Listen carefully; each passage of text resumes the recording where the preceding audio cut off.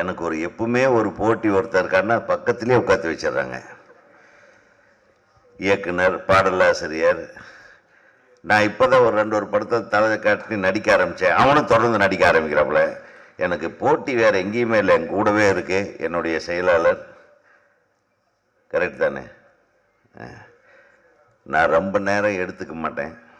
ஏன்னா வந்த உடனேயே ரவிக்குமார் சொல்லிட்டாரு, உதயகுமார்னே கொஞ்சம் கரெக்டாக பேசுவார், ஆனால் கொஞ்சம் ஜவ்வு இழுப்பாக இழுத்துருவார் அப்படின்னு. அவர் ரொம்ப சுருக்கமாக பேசி உட்கார்ந்துருக்கார். அவருக்கு என்னுடைய வாழ்த்து.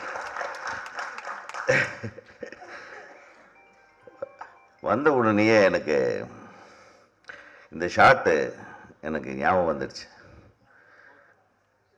இந்த ஷாட்டு முத்துமணி மாலையில் நான் இப்படி ஒரு ஷாட் எடுத்திருப்பேன். முத்துமணி மாலை படத்தில் ஆயா காப்பி அடிச்சா நீ? ஆனால் ஒவ்வொரு ஷாட்டும் அழகாக பண்ணியிருந்தேன். உண்மையுமே வாழ்த்து உனக்கு.